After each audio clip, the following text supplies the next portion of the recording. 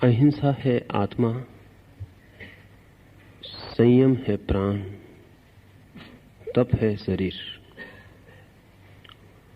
स्वभावतः अहिंसा के संबंध में भूलें हुई हैं, गलत व्याख्याएं हुई हैं, लेकिन वे भूलें और व्याख्याएं अपरिचय की भूलें हैं। संयम के संबंध में भी भूलें हुई हैं, गलत व्याख्याएं हुई हैं, लेकिन वे भूलें भी अपरिचय की ही भूलें हैं। और ज्यादा भूलें होनी कठिन हैं, जिससे हम अपरिचित हों उसकी गलत व्याख्या करनी भी कठिन होती है। गलत व्याख्या के लिए भी परिचय जरूरी है। और हमारा सर्वाधिक परिचय तप से है, क्योंकि वो सबसे वाह रूपरेखा है, वो शरीर है। तप के संबंध में सर्वाधिक भूलें हुई हैं और सर्वाधिक गलत व्याख्याएं हुई हैं। और उन गलत व्याख्याओं से जितना अहित हुआ है उतना किसी और चीज से नहीं। एक फर्क है कि तप के संबंध में जो गलत व्याख्याएं हुई हैं वे हमारी परिचय की भूलें हैं। तप से हम परिचित हैं और तप से हम परिचित आसानी से हो जाते हैं। असल में तब तक जाने के लिए हमें अपने को बदलना ही नहीं पड़ता। हम जैसे हैं तप में हम वैसे ही प्रवेश कर जाते हैं, क्योंकि तप द्वार है। और इसलिए हम जैसे हैं वैसे ही अगर तप में चले जाएं तो तप हमें नहीं बदल पाता, हम तप को बदल डालते हैं। तो तप की पहले तो गलत व्याख्या जो निरंतर होती है वो हमें समझ लेनी चाहिए, तो हम ठीक व्याख्या की तरफ कदम उठा सकते हैं। हम भोग से परिचित हैं, भोग यानी सुख की आकांक्षा से। सभी सुख की आकांक्षा दुख में ले जाती है। सभी सुख की आकांक्षा अंततः दुख में छोड़ जाती है, उदास, खिन्न, उजड़े हुए। इससे स्वभावतः एक भूल पैदा होती है, और वो ये कि यदि हम सुख की मांग करके दुख में पहुंच जाते हैं तो क्या दुख की मांग करके सुख में नहीं पहुंच सकते? यदि सुख की आकांक्षा करते हैं और दुख मिलता है तो क्यों ना हम दुख की आकांक्षा करें और सुख को पालें?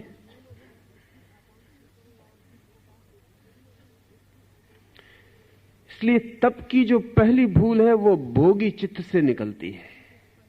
भोगी चित्त का अनुभव यही है कि सुख दुख में ले जाता है। विपरीत हम करें तो हम सुख में पहुंच सकते हैं। तो सभी अपने को सुख देने की कोशिश करते हैं, हम अपने को दुख देने की कोशिश करें। यदि सुख की कोशिश दुख लाती है तो दुख की कोशिश सुख ला सकेगी, ऐसा सीधा गणित मालूम पड़ता है। लेकिन जिंदगी इतनी सीधी नहीं, और जिंदगी का गणित इतना साफ नहीं। जिंदगी बहुत उलझाव है। उसके रास्ते इतने सीधे होते तो सभी कुछ हल हो जाता। सुना है मैंने कि रूस के एक बड़े मनोवैज्ञानिक पावलोव के पास, जिसने कंडीशन्ड रिफ्लेक्स के सिद्धांत को जन्म दिया, जिसने कहा कि अनुभव संयुक्त हो जाते हैं। एक बूढ़े आदमी को लाया गया जो कि शराब पीने की आदत से इतना परेशान हो गया है कि चिकित्सक कहते हैं कि उसके खून में शराब फैल गई है। उसका जीना मुश्किल है, अब बचना मुश्किल है अगर शराब बंद न कर दी जाए। लेकिन वो कोई 30 साल से शराब पी रहा है, इतना लंबा अभ्यास है। चिकित्सक डरते हैं कि अगर तोड़ा जाए तो भी मौत हो सकती है। तो पावलोव के पास लाया गया है। पावलोव ने अपने एक निष्णात शिष्य को सौंपा और कहा कि इस व्यक्ति को शराब पिलाओ, और जब ये शराब की प्याली हाथ में ले तभी इसे बिजली का शाक दो। ऐसा निरंतर करने से शराब पीना और बिजली का धक्का और पीड़ा संयुक्त हो जाएगी। शराब पीड़ा युक्त हो जाएगी, कंडीशनड हो जाएगी। पीड़ा को कोई भी नहीं चाहता है। पीड़ा को छोड़ना शराब को छोड़ना बन जाएगा। और एक बार ये भाव मन में बैठ जाए गहरे कि शराब पीड़ा देती है, दुख लाती है, तो शराब को छोड़ना कठिन नहीं होगा। 1 महीना प्रयोग जारी रखा गया। 1 महीना पावलोव की प्रयोगशाला में वो आदमी रुका था। वो दिन भर शराब पीता था। जब भी वो शराब का प्याला हाथ में लेता तभी उसकी कुर्सी उसको शॉक देती। वो सामने बैठा हुआ मनोवैज्ञानिक बटन दबाता रहता। कभी उसका हाथ छलक जाता, कभी हाथ से प्याली गिर जाती। महीने भर बाद पावलोव ने अपने युवक शिष्य को बुलाकर पूछा, कुछ हुआ? युवक शिष्य ने कहा, हुआ बहुत कुछ। पावलोव खुश हुआ। उसने कहा, मैंने कहा ही था कि निश्चित ही कंडीशनिंग से सब कुछ हो जाता है। पर उसके शिष्य ने कहा, ज्यादा खुश ना हो, क्योंकि करीब करीब उल्टा हुआ। पावलोव ने कहा, उल्टा? क्या अर्थ तुम्हारा? युवक ने कहा, ऐसा हो गया है, वो इतना कंडीशनड हो गया है कि अब शराब पीता है तो पहले जो भी पास में सॉकेट होता है उसमें उंगली डाल लेता है। कंडीशनड हो गया, लेकिन अब बिना शाक के शराब नहीं पी सकता है। शराब तो नहीं छूटी, शाक पकड़ गया। अब कृपा करके शराब छूटे या न छूटे, शाक छुड़वाइए, क्योंकि शराब जब मारेगी मारेगी। ये शाक का धंधा खतरनाक है, ये अभी भी मार सकता है। अब वो पी ही नहीं सकता। इधर एक हाथ में प्याली लेता है, दूसरा हाथ सॉकेट में डालता है। जिंदगी इतनी उलझी हुई है, जिंदगी इतनी आसान नहीं।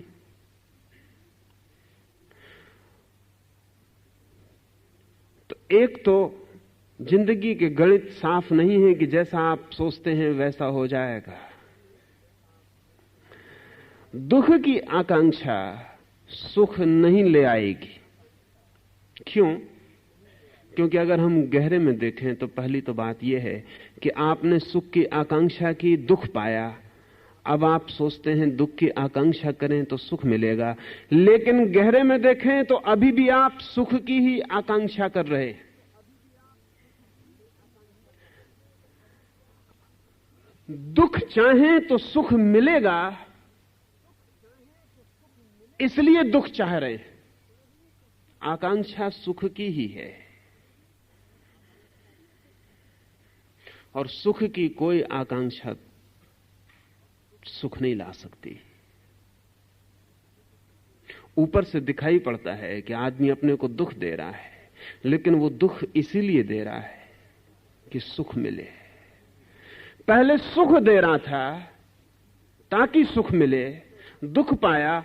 अब दुख दे रहा है ताकि सुख मिले, दुख ही पाएगा। क्योंकि आकांक्षा का सूत्र तो अब भी गहरे में वही है, ऊपर सब बदल गया, भीतर आदमी वही है।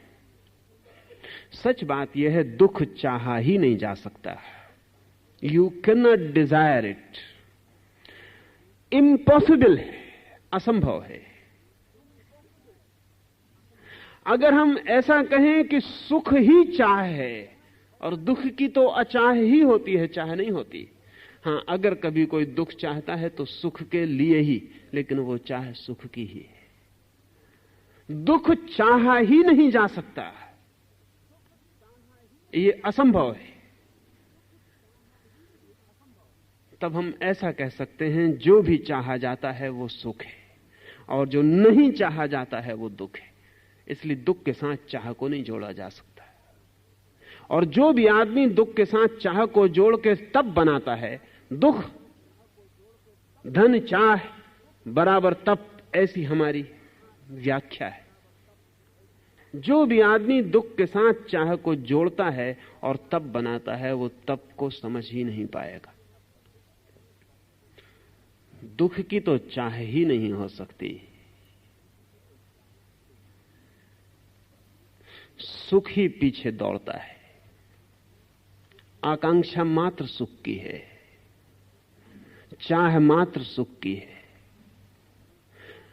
एक ही रास्ता है कि आपको दुख में भी सुख मालूम पड़ने लगे तो आप दुख को चाह सकते हैं। दुख में भी सुख मालूम पड़ सकता है। इसलिए दूसरी गलत व्याख्या समझ लें, दुख में भी सुख मालूम पड़ सकता है। एसोसिएशन से, कंडीशनिंग से, जो मैंने पावलोव की बात आपको कही उसी ढंग से आपको दुख में भी सुख का भ्रम हो सकता है। यूरोप में ईसाई फकीरों का एक संप्रदाय था, कोड़ा मारने वाला, स्वयं को फ्लैगिस्ट। उस संप्रदाय की मान्यता थी कि जब भी काम वासना उठे तो अपने को कोड़े मारो। लेकिन बड़ी हैरानी का अनुभव हुआ, जो लोग जानते हैं उन्हें पता है, या जिन्होंने वो प्रयोग किया उनको धीरे धीरे अनुभव आया कि कोड़े, जब भी काम वासना उठे तो अपने को कोड़े मारो। तो आशा ये थी कि कोड़े खा के काम वासना छूट जाए, लेकिन धीरे धीरे कोड़े मारने वालों को पता चला कि कोड़े मारने में काम वासना का ही मजा आने लगा। और यहां तक हालत हो गई कि जिन लोगों ने कोड़े मारने का अभ्यास किया काम वासना के लिए, फिर वे संभोग में अपने को बिना कोड़े मारे नहीं जा सकते थे। पहले वो कोड़े मारेंगे फिर संभोग में जा सकेंगे। जब तक कोड़े ना पड़े शरीर पर तब तक काम वासना पूरे रस मग्न होकर उठेगी नहीं। ऐसा आदमी के मन का जाल है। तो अब वो आदमी अपने को रोज सुबह कोड़े मार रहा है और पास पड़ोस के लोग उसको नमस्कार करेंगे कि कितना महान त्यागी है, क्योंकि ये जो कोड़े मारने वाला संप्रदाय था इसके लाखों लोग थे मध्य युग में पूरे यूरोप में। और साधु की पहचान ही ये थी कि वो कितने कोड़े मारता है। जो जितने कोड़े मारता था उतना बड़ा साधु था। तो सुबह खड़े होकर चौराहों पर साधु अपने को कोड़े मारते थे, लहूलुहान हो जाते थे। लोग चकित होते थे कि कितनी बड़ी तपश्चर्या है, क्योंकि जब उनके शरीर से लहू बहता था तो उनके चेहरे पर ऐसा मग्न भाव होता था जो कि केवल संभोगरत जोड़ों में देखा जाता है। लोग चरण छूते थे कि अद्भुत है ये आदमी, लेकिन भीतर क्या घटित हो रहा है वो उन्हें पता नहीं। भीतर वो आदमी पूरी काम वासना में उतर गया। अब उसे कोड़े मारने में रस आ रहा है, क्योंकि कोड़ा मारना काम वासना से संयुक्त हो गया। ये वही हुआ जो पावलोव के प्रयोग में हुआ। और हम अपने दुख में सुख की कोई आभा संयुक्त कर सकते हैं, और अगर दुख में सुख की आभा संयुक्त हो जाए तो हम दुख को बड़े मजे से अपने आसपास इकट्ठा कर ले सकते हैं। लेकिन तप का यह अर्थ नहीं। तप दुखवादी की दृष्टि नहीं है। ये दुखवाद गहरे में तो सुख ही है। तप के आसपास ये जो जाल खड़ा है, अगर ये आपको दिखाई पड़ना शुरू हो जाए तो तपस्वियों की परत को तोड़कर आप उनके भीतर देख पाएंगे कि उनका रस क्या है।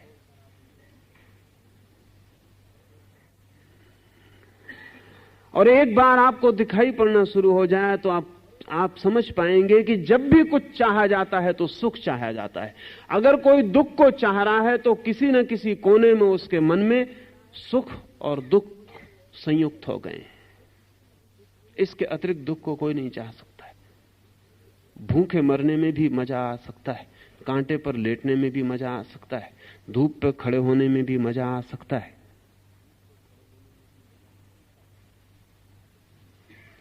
एक बार आपके भीतर की किसी वासना से कोई दुख संयुक्त हो जाए, और आदमी अपने को दुख इसलिए देता है कि वो किसी वासना से मुक्त होना चाहता है। जिस वासना से मुक्त होना चाहता है दुख उसी से संयुक्त हो जाता है। एक आदमी को अपने शरीर को सजाने में बड़ा सुख है। वो शरीर से मुक्त हो जाना चाहता है, शरीर की सजावट की इस कामना से मुक्त हो जाना चाहता है। वो नंगा खड़ा हो जाता है, या अपने शरीर पर राख लपेट लेता है, या अपने शरीर को कुरूप कर लेता है, लेकिन उसे पता नहीं कि राख लपेटना भी, ये नग्न हो जाना भी, ये शरीर को कुरूप कर लेना भी शरीर से ही संबंधित है। ये भी सजावट है। सजावट दिखाई नहीं पड़ती, ये भी सजावट है। आपको पता है, अगर आप कभी कुंभ गए हैं तो एक बात देख के बहुत चकित होंगे कि जो साधु राख लपेटे बैठे रहते हैं वे भी एक छोटा आईना अपने डब्बे में रखते हैं, और सुबह स्नान करने के बाद जब वो राख लपेटते हैं तो आईने में देखते जाते हैं। आदमी अद्भुत है। राख ही लपेट रहे हैं तो आईने का क्या प्रयोजन रह गया? लेकिन राख लपेटना भी सजावट है, श्रृंगार है। शरीर को कुरूप करने वाला भी आईने में देखेगा कि हो गया ठीक से कि नहीं।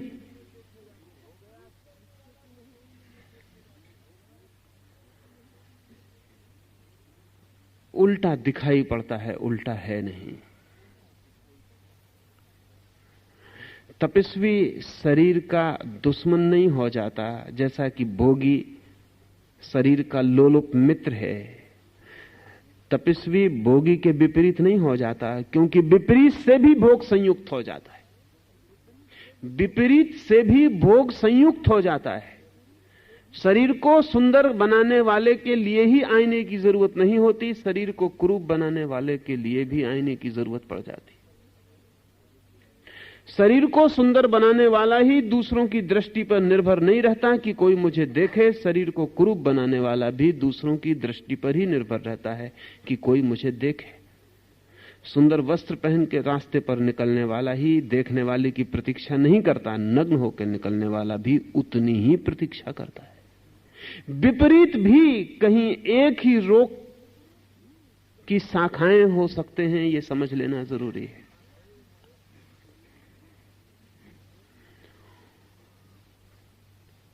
आसान है लेकिन यही, शरीर के भोग से शरीर के तप पर जाना आसान है। शरीर को सुख देने की आकांक्षा का शरीर को दुख देने की आकांक्षा में बदल जाना बड़ा सुगम और सरल है।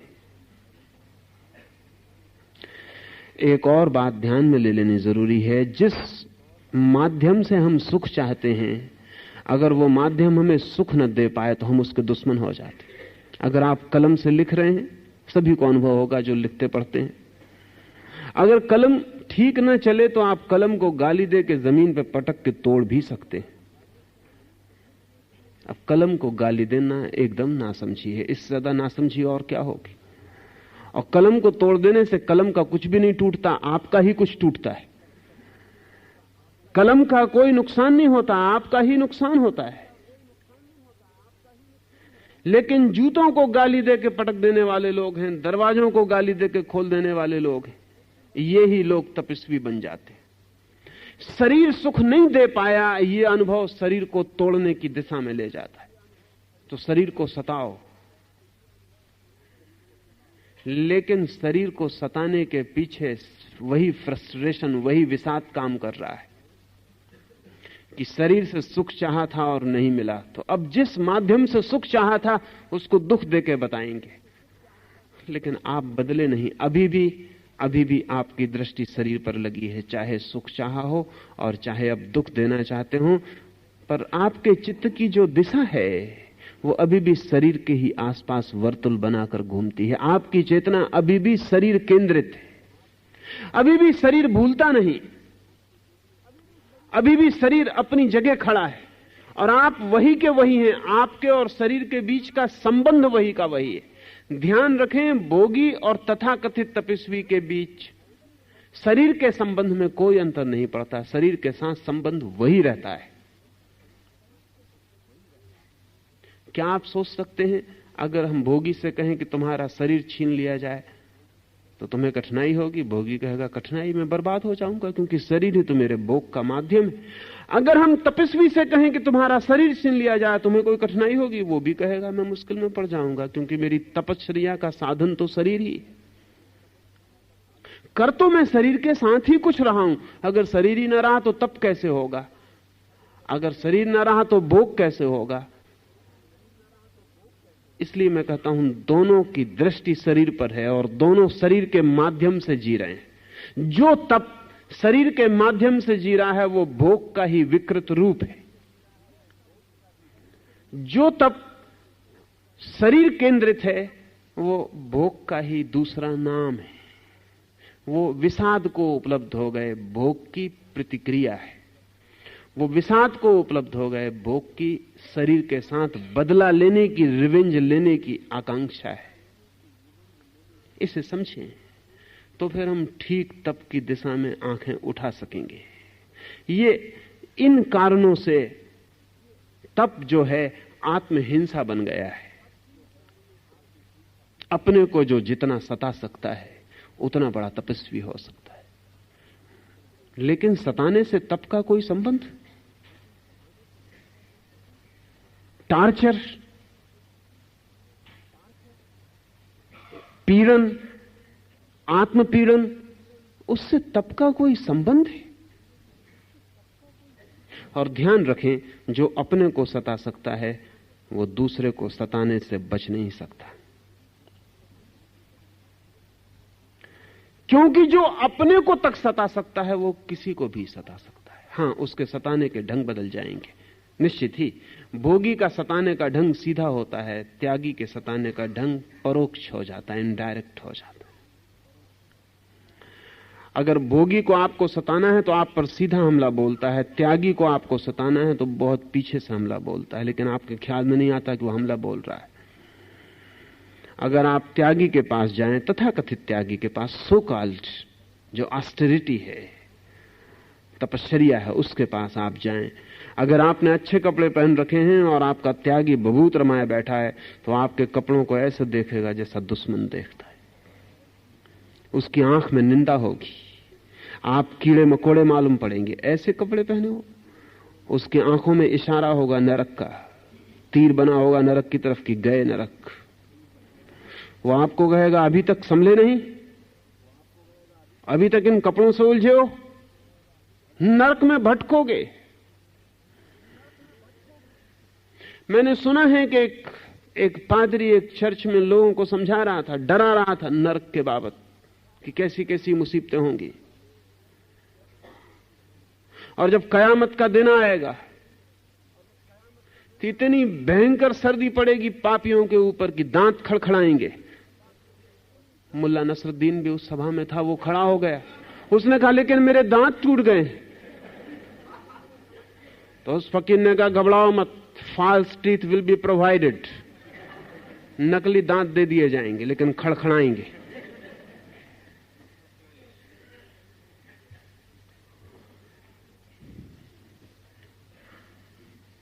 सभी तथाकथित तपस्वी आपको नरक भेजने की योजना में लगे। उनका चित्त आपके लिए नरक के सारे इंतजाम कर रहा है। सच तो यह है कि नरक में कष्ट देने का जो इंतजाम है वो तथाकथित झूठे तपस्वी की कल्पना है, फैंटेसी है। वो तथाकथित तपस्वी ये सोच ही नहीं सकता कि आपको भी सुख मिल सकता है। आप यहां काफी सुख ले रहे हैं, वो जानता है कि ये सुख है, वो यहां काफी दुख ले रहा है, कहीं तो बैलेंस करना पड़ेगा, कहीं संतुलन करना पड़ेगा। उसने यहां काफी दुख झेल लिया है,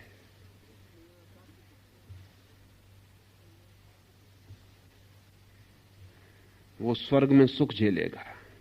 आप यहां सुख भोग रहे हैं, आप नरक में सड़ेंगे और दुख भोगेंगे। और बड़े मजे की बात है कि उसके स्वर्ग के सुख आपके ही सुखों का मैग्निफाइड रूप है। आप जो सुख यहां भोग रहे हैं वही सुख और विस्तीर्ण होकर बड़े होकर वो स्वर्ग में भोगेगा, और जो दुख वो यहां भोग रहा है। अभी मजे की बात है कि तपस्वी अपने आसपास आग जला के बैठते रहे। आपको नरक में आग में सड़ाएंगे। वो जो तपस्वी अपने आसपास आग जलाएगा उससे सावधान रहना, उसके नरक में आग आपके लिए तैयार रहेगी।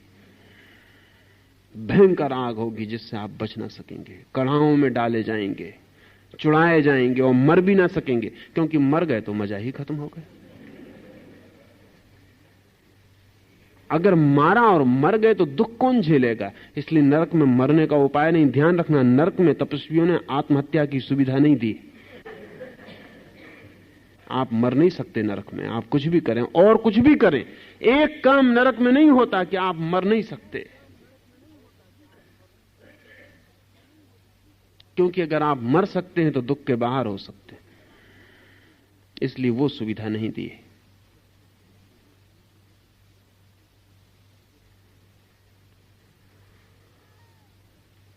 किसकी कल्पना से निकलता है ये सारा ख्याल? ये कौन सोचता है ये सारी बातें? सच में जो तपस्वी है वो तो सोच भी नहीं सकता, किसी के लिए दुख का कोई भी ख्याल नहीं सोच सकता। वो सोच ही नहीं सकता दुख का कोई ख्याल कि किसी को कोई दुख हो, कहीं भी, नरक में भी।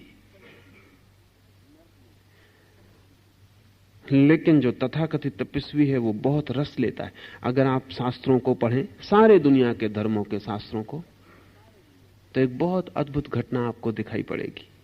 तपस्वियों ने जो जो लिखा है, तथाकथित तपस्वियों ने, उसमें वो नरकों की जो जो विवेचना और चित्रण करते हैं, वो बहुत परवर्टेड इमेजिनेशन मालूम पड़ती है, बहुत विकृत हो गई कल्पना मालूम पड़ती है। ऐसा वे सोच पाते हैं, ऐसा वे कल्पना कर पाते हैं, ये उनके बाबत बड़ी खबर लाती है। दूसरी एक बात दिखाई पड़ेगी कि तपस्वी आप जो जो सुख भोगते हैं उनकी बड़ी निंदा करते हैं, पर निंदा में बड़ा रस लेते हैं। वो रस बहुत प्रकट है।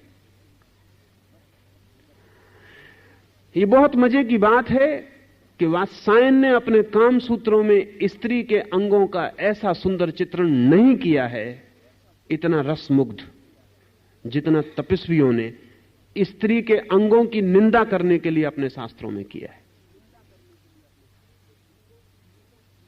वात्सायन के पास इतना रस हो भी नहीं सकता था, क्योंकि उतना रस पैदा करने के लिए विपरीत जाना जरूरी है। इसलिए मजे की बात है कि भोगियों के आसपास कभी नग्न अप्सराएं आके नहीं नाचती, वे सिर्फ तपस्वियों के आसपास आके नाचती हैं।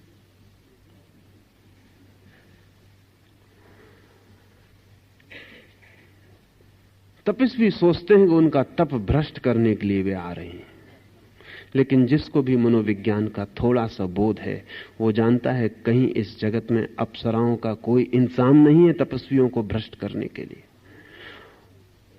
अस्तित्व तपस्वियों को भ्रष्ट क्यों करना चाहेगा? कोई कारण नहीं है। अगर परमात्मा है तो परमात्मा भी तपस्वियों को भ्रष्ट करने में क्यों रस लेगा? और ये अप्सराएं शाश्वत रूप से एक ही धंधा करेंगी तपस्वियों को भ्रष्ट करने का। इनके लिए और कोई काम, इनके जीवन का अपना कोई रस नहीं है।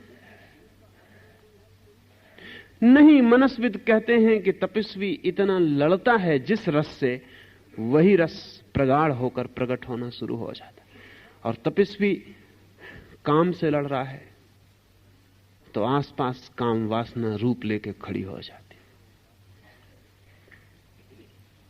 वो उसे घेर लेती है। वो जिससे लड़ रहा है उसी को प्रोजेक्ट, उसी का प्रक्षेप कर लेता है। वे अप्सराएं किसी स्वर्ग से नहीं उतरती, वे तपस्वी के संघर्षरत मन से उतरती हैं। वे अप्सराएं उसके मन में जो छिपा है उसे बाहर प्रकट करती हैं। वो जो चाहता है और जिससे बच रहा है, वे अप्सराएं उसका ही साकार रूप है। वो जो मांगता भी है और जिससे लड़ता भी है, वो जिसे बुलाता भी है और जिसे हटाता भी है, वे अप्सराएं केवल उसके उसी विकृत चित्त की तृप्ति हैं।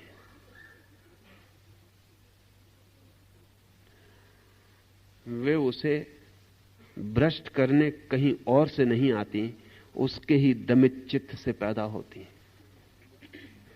तप विकृत हो तो दमन होता है, और दमन आदमी को रुग्ण करता है, स्वस्थ नहीं। इसलिए मैं कहता हूं महावीर के तप में दमन का कोई भी कारण नहीं। और अगर महावीर ने कहीं दमन जैसे शब्दों का प्रयोग भी किया है तो मैं आपको कह दूं 2500 साल पहले दमन का अर्थ बहुत दूसरा था, वो अब नहीं है। दम का अर्थ था शांत हो जाना।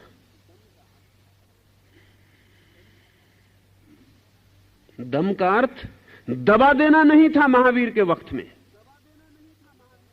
दम का अर्थ था शांत हो जाना, शांत कर देना भी नहीं, शांत हो जाना।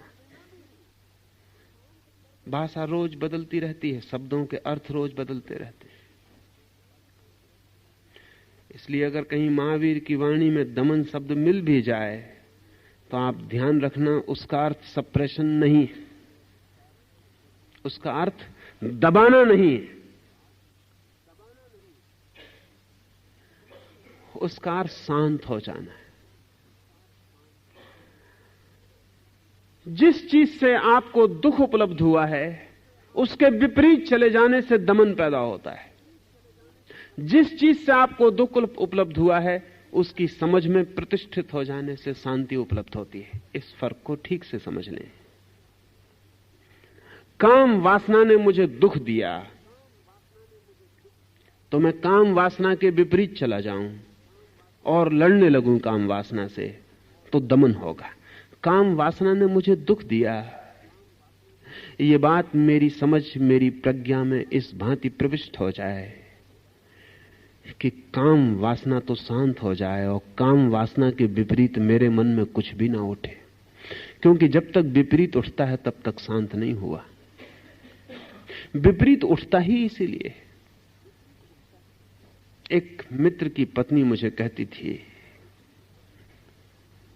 कि मेरा पति से कोई भी प्रेम नहीं रह गया, लेकिन कलह जारी है। मैंने कहा अगर प्रेम बिल्कुल न रह गया हो तो कलह जारी नहीं रह सकती। कलह के लिए भी प्रेम चाहिए, थोड़ा बहुत होगा। मैंने उससे कहा कि थोड़ा बहुत जरूर होगा, और कलह अगर बहुत चल रही है तो बहुत ज्यादा होगा। उसने कहा आप कैसी उल्टी बात करते हैं, मैं डाइवोर्स के लिए सोचती हूं कि तलाक दे दूं। मैंने कहा हम तलाक उसी को देने के लिए सोचते हैं जिससे हमारा कुछ बंधन होता। जिससे बंधन ही नहीं होता उसको तलाक भी क्या देंगे, बात ही खत्म हो जाती। तलाक हो जाता है। ये 2 वर्ष पहले की बात है। फिर अभी एक दिन मैंने उससे पूछा कि क्या खबर। उसने कहा आप शायद ठीक कहते थे, अब तो कलह भी नहीं होती।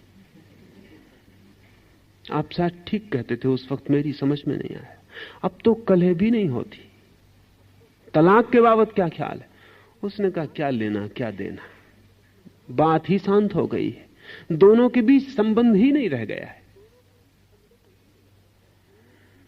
संबंध हो तो तोड़ा जा सकता है, संबंध ही ना रह जाए तो क्या तोड़िएगा।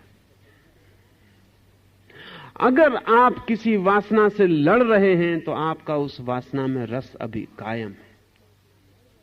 जिंदगी ऐसी उलझी हुई है। इसलिए फ्रायड ने तो जीवन भर के 50 साल के अनुभव के बाद कहा, और शायद यह आदमी अकेला था पृथ्वी पर जो मनुष्यों के संबंध में इस भांति गहरा उतरा। इस आदमी ने कहा कि जहां तक प्रेम है वहां तक कलह जारी रहेगी। अगर कलह से मुक्त होना है तो प्रेम से मुक्त होना पड़ेगा। अगर पति पत्नी में प्रेम है तो प्रेम का तो हमें पता नहीं चलता, क्योंकि प्रेम उनका एकांत में प्रकट होता होगा, लेकिन कलह का हमें पता चलता है, क्योंकि कलह तो प्रकट में भी प्रकट हो जाती। अब कलह के लिए एकांत तो नहीं खोजा जा सकता। कलह ऐसी चीज भी नहीं है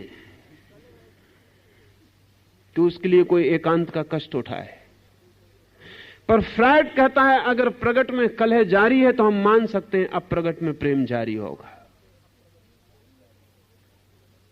दिन में जो पति पत्नी लड़े हैं रात वे प्रेम में पड़ेंगे। पूर्ति करनी पड़ती है, बैलेंस करना पड़ता है, संतुलन करना पड़ता है।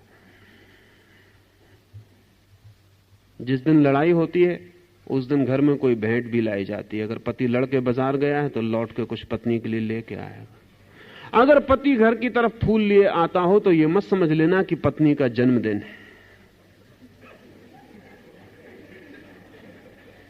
समझना कि आज सुबह उपद्रव ज्यादा हुआ है। ये बैलेंसिंग है, अब वो उसको संतुलन करेगा। इसलिए फ्रायड तो कहता है कि मैं काम वासना को एक कलह मानता हूं। इसलिए फ्रायड सेक्स और वार को जोड़ता है। वो कहता है युद्ध और काम एक ही चीज के रूप है, और जब तक मन में काम वासना है तब तक युद्ध की वृत्ति समाप्त नहीं हो सकती। ये इंसाइट गहरी है, यह अंतर्दृष्टि गहरी है, और इस अंतर्दृष्टि को अगर हम समझें तो महावीर को समझना बहुत आसान हो जाएगा। महावीर कहते हैं कि अगर जो बुरा है, तथाकथित बुरा मालूम पड़ता है, उससे छूटना है, जो तथाकथित भला है उससे भी छूट जाना पड़ेगा। अगर घृणा से मुक्त होना है तो राग से भी मुक्त हो जाना पड़ेगा। अगर शत्रु से बचना है तो मित्र से भी बच जाना पड़ेगा। अगर अंधेरे में जाने की आकांक्षा नहीं तो प्रकाश को भी नमस्कार कर लेना होगा। यह उल्टा दिखाई पड़ता है, यह उल्टा नहीं है, क्योंकि जिसके मन में प्रकाश में जाने की आकांक्षा है वो बार बार अंधेरे में गिरता रहेगा। जीवन द्वंद है, और जीवन के सब रूप अपने विपरीत से बंधे हुए हैं, अपने से उल्टे से बंधे हुए हैं। इसका अर्थ यह हुआ कि जो व्यक्ति जिस चीज से लड़ेगा, विपरीत चलेगा, उससे ही बंधा रहेगा, उससे वो कभी नहीं छूट सकता। अगर आप धन से लड़ रहे हैं और धन के विपरीत जा रहे हैं तो धन आपके चित्त को सदा घेरे रहेगा। अगर आप अहंकार से लड़ रहे हैं और अहंकार के विपरीत जा रहे हैं तो आपका अहंकार सूक्ष्म से सूक्ष्म होकर आपके भीतर सदा खड़ा रहेगा।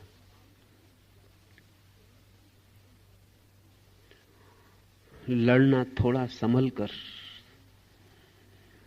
क्योंकि जिससे हम लड़ते हैं उससे हम बंध जाते हैं। तब इन्हीं भूलों में पड़ के रुग्ण हो गया। और जिन्हें हम तपस्वी की भांति जानते हैं उनमें से 99% मानसिक चिकित्सा के लिए उम्मीदवार हैं।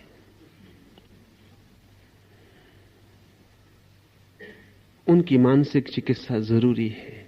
और ध्यान रहे, काम वासना से छूटना आसान है, क्योंकि काम वासना प्रकृति है। काम वासना के विपरीत, जो काम वासना के विरोध से बन गया, उससे छूटना मुश्किल पड़ेगा, क्योंकि वो प्रकृति से और एक कदम दूर निकल जाना है। इसे हम 3 शब्दों में समझ लें। एक को मैं कहता हूं प्रकृति, जिसे हमने कुछ नहीं किया, जो हमें मिली है, द गिवन, जो हमें मिली है वो प्रकृति। अगर हम कुछ गलत करें तो जो हम कर लेंगे उसका नाम है विकृति, और अगर हम कुछ करें और ठीक करें तो जो होगा उसका नाम है संस्कृति। प्रकृति पर हम खड़े होते हैं, जरा सी भूल हो विकृति में चले जाते हैं। संस्कृति में जाना बड़ा कठिन है, क्योंकि संस्कृति में जाने के लिए विकृति से बचना पड़ेगा और प्रकृति के ऊपर उठना पड़ेगा। 2 बातें हैं, विकृति से बचना पड़ेगा और प्रकृति के ऊपर उठना पड़ेगा। अगर किसी ने सिर्फ प्रकृति से लड़ने की कोशिश की तो विकृति में गिर जाएगा, और विकृति संस्कृति से और एक कदम दूर है। प्रकृति उतनी दूर नहीं, प्रकृति मध्य में खड़ी है। विकृति और आप हट गए, प्रकृति से भी दूर हट गए। इसलिए तो पशुओं में ऐसी विकृतियां नहीं दिखाई पड़ती जैसी मनुष्यों में दिखाई पड़ती हैं, क्योंकि पशु प्रकृति से नहीं लड़ते, इसलिए विकृति नहीं दिखाई पड़ती। अब हम कल्पना भी नहीं कर सकते, अभी न्यूयॉर्क के एक चौराहे पर और वाशिंगटन में और जगहों पर होमोसेक्सुअल्स ने जुलूस निकाले, और उन्होंने कहा है कि यह हमारा जन्म सिद्ध अधिकार है। और इस वर्ष, पिछले वर्ष कम से कम 100 होमोसेक्सुअल्स ने विवाह किए, जो कि कल्पना के बाहर मालूम पड़ता है। एक पुरुष के साथ विवाह कर रहा है, या एक स्त्री के साथ विवाह कर रही है। समलिंगी विवाह, 100 विवाह की घटनाएं दर्ज हुई हैं अमेरिका में इस वर्ष। और इन लोगों ने कहा है कि हम घोषणा करते हैं कि हमारा जन्म सिद्ध अधिकार है कि हम जिसको प्रेम करना चाहते हैं करें, कोई सरकार हमें रोके क्यों। एक पुरुष पुरुष को प्रेम करना चाहता है, उससे विवाह करना चाहता है, उनके काम संबंध का अधिकार मांगता है। कम से कम 150 क्लब पूरे अमेरिका में और यूरोप में, स्वीडन में और स्विट्जरलैंड में सब जगह वो क्लब फैलते चले गए हैं। कम से कम 200 पत्रिकाएं आज जमीन पर निकलती हैं, होमोसेक्सुअल्स की पत्रिकाएं, जिनमें वो खबरें देते हैं और घोषणाएं देते हैं। और आप हैरान होंगे कि अभी उन्होंने एक प्रदर्शन किया कैलिफोर्निया में, जैसा कि ब्यूटी कंपटीशन का होता है, महिलाओं को, सुंदर महिलाओं को हम नग्न खड़ा करते हैं। होमोसेक्सुअल्स ने 50 नग्न युवकों को खड़ा करके प्रदर्शन किया कि हम इनमें ही सौंदर्य देखते हैं, स्त्रियों में नहीं। कोई पशुओं की हम कभी सोच सकते हैं कि पशु और होमोसेक्सुअल? नहीं। हां, कभी कभी ऐसा होता, सर्कस के पशु होमोसेक्सुअल हो जाते, या कभी कभी अजायब घर के पशु होमोसेक्सुअल हो जाते। डेसमंड मॉरिस ने एक किताब लिखी है, द ह्यूमन जू, आदमियों का अजायब घर, और उसने लिखा है कि जो अजायब घर में पशुओं के साथ होता है वो आदमियों के साथ समाज में हो रहा है। ये अजायब घर है, ये कोई समाज नहीं है, जू है। क्योंकि कोई पशु पागल नहीं होता जंगल में, अजायब घर में पागल हो जाता है। कोई पशु जंगल में आत्महत्या नहीं करता देखा गया आज तक, लेकिन अजायब घर में कभी कभी आत्महत्या कर लेता है। पशु विकृत नहीं होता क्योंकि प्रकृति में ठहरा रहता है। आदमी कोशिश करता है, आदमी 2 कोशिश कर सकता है, या तो प्रकृति से लड़ने की कोशिश करे तो आज नहीं कल विकृति में उतर जाएगा, और या फिर प्रकृति का अतिक्रमण करने की कोशिश करे तो संस्कृति में प्रवेश करेगा। अतिक्रमण तप है, विरोध नहीं, निरोध नहीं, संघर्ष नहीं, अतिक्रमण, ट्रांसेंडेंस। बुद्ध ने एक बहुत अच्छा शब्द प्रयोग किया है, वो शब्द है पारमिता। वो कहते हैं लड़ो मत इस किनारे से उस किनारे चले जाओ, पार चले जाओ, पारमिता। लड़ो मत इस किनारे से, जहां तुम खड़े हो लड़ो मत, क्योंकि लड़ोगे तो भी इसी किनारे पर खड़े रहोगे। जिससे लड़ना हो उसके पास रहना पड़ेगा, जिससे लड़ना हो उससे दूर जाना खतरनाक है। दुश्मन आमने सामने संगीने लेके खड़े रहते हैं। हिंदुस्तान पाकिस्तान की बाउंड्री पर देखें उनको, वो खड़े। हिंदुस्तान चीन की बाउंड्री पर देखें, वो संगीने लिए खड़े। दुश्मन से दूर जाना खतरनाक है, दुश्मन के सामने ही संगीन लेके खड़े रहना पड़ता है। अगर इस तट से लड़ोगे, बुद्ध ने कहा है, अगर भोग के तट से लड़ोगे तो उस तट पर पहुंचोगे कैसे? लड़ो मत, उस तट पे पहुंच जाओ, ये तट छूट जाएगा, भूल जाएगा, विलीन हो जाएगा।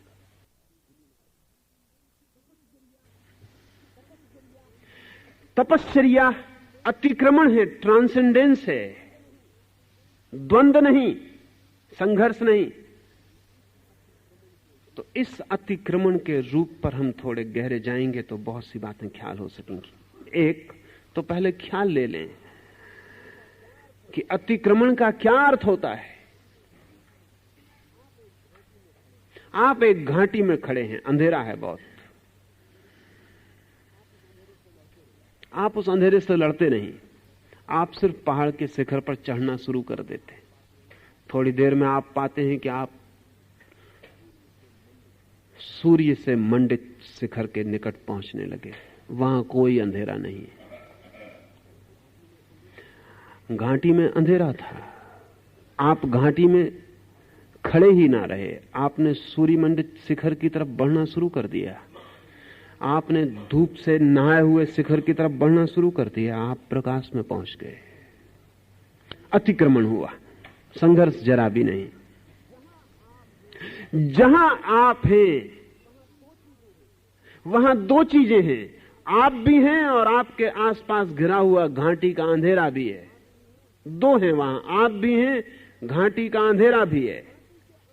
अगर घाटी के अंधेरे से आप लड़ते हैं तो आपको घाटी में ही रहना पड़ेगा। अगर आप घाटी के अंधेरे से लड़ते नहीं, अपने भीतर जो आप हैं उसे ऊपर उठाते हैं, ऊर्ध्वगमन पर चलते हैं, तो घाटी के अंधेरे पर ध्यान देने की ही जरूरत नहीं है। जहां हम खड़े हैं वहां चारों तरफ वृत्तियां हैं भोग की, वो भी हैं, आप भी हैं। गलत त्यागी का ध्यान वृत्तियों पे होता है कि इस वृत्ति को मैं कैसे मिटाऊं। सही त्यागी का ध्यान स्वयं पर होता है कि इस वृत्ति के मैं ऊपर कैसे उठ जाऊं। इस फर्क को ठीक से समझ लें, क्योंकि इन दोनों की यात्रा अलग होगी, दोनों का नियम अलग होगा, दोनों की साधना अलग होगी, दोनों की दिशा अलग होगी, दोनों का ध्यान अलग होगा। वृत्ति से जो लड़ रहा है उसका ध्यान वृत्ति पर होगा, स्वयं को जो ऊंचा उठा रहा है उसका ध्यान स्वयं पर होगा, जो वृत्तियों से लड़ रहा है उसका ध्यान बहिर्मुखी होगा, जो स्वयं को ऊर्ध्वगमन की तरफ ले जा रहा है उसका ध्यान अंतर्मुखी होगा। और एक मजे की बात है कि ध्यान भोजन है। जिस चीज पर आप ध्यान देते हैं उसको आप शक्ति देते हैं, जिस चीज को आप ध्यान देते हैं उसको आप शक्ति देते हैं। मैं पावलिता की बात कर रहा था, चेक विचारक और वैज्ञानिक की। छोटे छोटे यंत्र हैं उसके पास। वो कहता है 5 मिनट आंख गड़ा के ध्यान से इस यंत्र को देखते रहो, और वो यंत्र आपकी शक्ति को संग्रहित कर लेता है। अमेरिका में एक बहुत अद्भुत आदमी था जिसे 2 साल की सजा अमेरिका की सरकार ने दी। ऐसा लगता है कि आदमी की बुद्धि बढ़ती नहीं, वो 2000 साल हो तो भी वही करता है, 2000 साल बाद वही करता है। एक आदमी था विल्हेम रेक। इस सदी में जिन लोगों के पास अंतर्दृष्टि रही उनमें से एक आदमी, उसको 2 साल सजा भोगनी पड़ी और आखिर में अमेरिकी सरकार ने उसे पागलखाना, उसको पागल करार दे के कानून ने उसको पागलखाने भेज दिया। उस पर मुकदमा चला एक बहुत अजीब बात पर, जिस पर अब उसके मर जाने के बाद वैज्ञानिक कह रहे हैं कि शायद वो ठीक था। उसने एक अद्भुत बॉक्स, एक पेटी बनाई थी जिसको वो आर्गन बॉक्स कहता था। वो कहता था इसके भीतर कोई व्यक्ति लेट जाए और काम वासना का विचार करता रहे तो उसकी काम वासना की शक्ति इस डब्बे में संग्रहित हो जाती। लेकिन अब इसका कोई वैज्ञानिक प्रमाण क्या हो कि उसमें संग्रहित हो जाती है। वो कहता था प्रमाण एक ही है कि आप किसी को भी इसके भीतर लिटा दें जिसको बिल्कुल पता नहीं है, वो 1 मिनट के बाद काम वासना का विचार करना शुरू कर देता। किसी को भी लिटा दें, वो कहता था यही प्रमाण है। इसको तो वो हजारों लोगों का प्रमाण देता था, लेकिन इसको वैज्ञानिक कहते थे हम इसको कोई प्रमाण नहीं मानते। वो आदमी ब्रह्म हो सकता है, उस आदमी की आदत हो सकती है। इस डब्बे के भीतर वो कहता था जो विचार आप करेंगे, जहां आपका ध्यान जाएगा वहीं शक्ति संग्रहित हो जाती है। वो अनेक ऐसे लोगों को जिनको मानसिक रूप से ख्याल पैदा हो गया है कि वो क्लीव हैं, इंपोर्टेंट हैं, इन बॉक्सों में लिटा के ठीक कर देता था, क्योंकि वो कहता था इनमें ऑर्गन एनर्जी इकट्ठी है। ये जो पावलिता है वो आपकी कोई भी शक्ति को आपके ध्यान से इकट्ठा कर लेता है। आपको ख्याल में ना होगा, जब आपकी तरफ लोग ध्यान देते हैं तो आप स्वस्थ अनुभव करते हैं, जब आपकी तरफ लोग ध्यान नहीं देते तो आप अस्वस्थ अनुभव करते हैं। इसलिए एक बड़ी अद्भुत घटना घटती है कि जब आप चाहते हैं कि लोग ध्यान दें, आप बीमार पड़ जाते हैं। बच्चे तो इस ट्रिक को बहुत जल्दी समझ जाते हैं। आपकी 100 में से 90 बीमारियां ध्यान की आकांक्षाओं से पैदा होती हैं, क्योंकि बिना बीमार पड़े घर में आपको कोई ध्यान नहीं देता। पत्नी बीमार पड़ जाती है तो पति उसके सिर पर हाथ रख के बैठता है, बीमार नहीं पड़ती तो उसकी तरफ देखता भी नहीं। पत्नी इस रहस्य को जानबूझ के नहीं, अचेतन में समझ जाती है कि जब उसे ध्यान चाहिए तब उसे बीमार होना पड़ेगा। इसलिए कोई स्त्री उतनी बीमार नहीं होती जितनी दिखाई पड़ती है, या जितना वो दिखावा करती है। या जब उसका पति कमरे में होता तो जितना वो कुलती, कराहती और आवाजें करती है, वो आवाजें उतनी नहीं है जितना कि पति कमरे में नहीं होता तब वो करती, तब नहीं भी करती। इस पर थोड़ा ध्यान देने जैसा है। कारण क्या होगा? बच्चे बहुत जल्दी सीख जाते हैं कि जब वो बीमार होते हैं तो सारे घर की अटेंशन उनके ऊपर हो जाती। एक दफा ये बात समझ में आ गई कि अटेंशन आकर्षित करने के लिए बीमार होना रसपूर्ण है, जिंदगी भर के लिए बीमारी आधार बना लेती। मनोवैज्ञानिक सलाह देते हैं, लेकिन बुद्धिमानी की सलाह बड़ी उल्टी मालूम पड़ती है। वो कहते हैं जब कोई बीमार हो तब जानबूझ के भी उस पर कम से कम ध्यान देना, अन्यथा उसे बीमार होने के लिए तुम कारण बनोगे। जब कोई बीमार हो तब तो ध्यान देना ही मत, सेवा कर देना लेकिन ध्यान मत देना। बड़े तटस्थ भाव से बीमारी को कोई रस देना खतरनाक है। तो जिंदगी में वो आदमी कम बीमार पड़ेगा, ज्यादा स्वस्थ रहेगा। उसके लिए ध्यान और बीमारी जुड़ेंगी नहीं, लेकिन ध्यान से शक्ति मिलती है। इसलिए तो इतना सारी दुनिया में ध्यान पाने की कोशिश चलती है। एक नेता को क्या रस आता होगा? जूते खाए, गालियां खाए, उपद्रव सहे, रस क्या आता होगा? लेकिन जब वो भीड़ में खड़ा होता है तो सब आंखें उसकी तरफ फिर जाती। पावलिता कहता है कि वो सबकी शक्ति से भोजन पाता है। कोई आश्चर्य नहीं कि नेहरू कुछ दिन और जिंदा रह जाते अगर चीन का हमला ना होता। अचानक भोजन कम हो गया, ध्यान बिखर गया। कोई राजनीतिक नेता पद पर रहते हुए मुश्किल से मरता है, इसलिए कोई राजनीतिक नेता पद नहीं छोड़ना चाहता, नहीं तो मरना और पद छोड़ना करीब आ जाते। मुश्किल से मरता है कोई राजनीतिक नेता पद पर, मरना ही पड़े आखिर में, बात अलग है। अपनी पूरी कोशिश भी वो ये करता है कि जीते जी पद न छूट जाए, क्योंकि पद छूटते ही उम्र कम हो जाती, लोग रिटायर होकर जल्दी मर जाते। अब जो आदमी पुलिस का ऑफिसर था वो आदमी रिटायर हो गया, उसकी 10 साल कम से कम उम्र कम हो जाती। अभी इस पर तो बहुत काम चलता है और बहुत देर ना लगेगी कि लोग रिटायर होने से इंकार करने लगेंगे, जैसे उनको पता चल जाएगा कि गड़बड़ क्या हो रही है। रिटायर जब तक आदमी नहीं होता तब तक स्वस्थ मालूम पड़ता है, रिटायर होते ही बीमार पड़ जाता है। जो ध्यान का भोजन उसे मिल रहा था, दफ्तर में जाता था लोग खड़े हो जाते थे, सड़क पे निकलता था लोग नमस्कार करते थे, बच्चे भी डरते थे क्योंकि बाप का कब्जा था पैसे पर, बैंक बैलेंस बाप के नाम था, पत्नी भी भयभीत होती थी। फिर सब रिटायर हो गया, हाथ से सब धीरे धीरे सूत्र छूट गए। अब वो बैठा रहता है कोने में, लोग ऐसे निकल जाते हैं जैसे वो है ही नहीं। तो वो खांसता खकारता है, आवाज देता है कि मैं भी यहां हूं। वो हर चीज में अड़ंगेबाजी करता है। बूढ़ों की आदत अड़ंगेबाजी की और किसी कारण से नहीं, हर चीज में अड़ंगेबाजी करता है। कोई ऐसी बात नहीं जिसमें वो अड़ंगा ना डाले, क्योंकि अड़ंगा डाल के वो बता सकता है कि मैं हूं और थोड़ा ध्यान आकर्षित कर सकता। ये बहुत दीन अवस्था है, ये बहुत दयनीय अवस्था है, ये बहुत रुग्ण है, दुखद है, लेकिन है। वो घर में कोई ऐसी चीज न चलने देगा जिसमें वो सलाह न दे, हालांकि कोई उसकी सलाह नहीं मानता, ये वो जानता है। इसे वो दिन भर कहता है कि कोई मेरी मैं नहीं मानता, लेकिन फिर दिन भर देता क्यों? वो दिन भर कहता है कोई मेरी सुनता नहीं।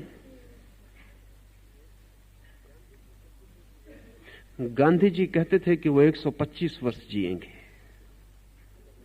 और जी सकते थे। अगर भारत आजाद ना होता तो वो 125 वर्ष जी सकते थे। भारत का आजाद होना उनके मरने का हिस्सा बन गया, क्योंकि आजादी के बाद ही जो उनकी सुनते थे उन्होंने सुनना बंद कर दिया, क्योंकि वो खुद ही ताकतवर हो गए, वो खुद ही पदों पर पहुंच गए। तो गांधी ने कहा कि मैं खोटा सिक्का हो गया हूं, मेरी अब कोई सुनता नहीं। लेकिन गांधी को भी पता नहीं होगा कि गांधी जब भी ये कहते थे कि मेरी कोई सुनता नहीं, मैं खोटा सिक्का हो गया हूं, मैं बोलता रहता हूं, कोई मेरी फिक्र नहीं करता, कोई मेरी सलाह नहीं मानता, हालांकि वो सलाह दिए जाते थे। मरने के पहले उन्होंने कहना शुरू कर दिया था कि अब मेरी 125 वर्ष जीने की कोई आकांक्षा नहीं है, परमात्मा मुझे जल्दी उठा ले। क्यों? क्योंकि खोटे सिक्के हो गए, क्योंकि कोई सुनता नहीं, क्योंकि कोई ध्यान नहीं देता। जो ध्यान देते थे वो भी इसलिए ध्यान देते थे कि बिना गांधी पे ध्यान दिए उन पे कोई ध्यान नहीं देता था। अब वो खुद ही ध्यान पाने के अधिकारी हो गए थे, सीधा लोग उनको ध्यान दे रहे थे। अब वो गांधी पे काहे के लिए ध्यान दें? कोने में पड़ गए थे। कोई नहीं कह सकता कि गोंडसे की गोली को सामने देखकर उनके मन में धन्यवाद ना उठाओ। कोई नहीं कह सकता कि उन्होंने सोचा हो कि आ गया भगवान का संदेशवाहक, झंझट मिठी, विदा होते।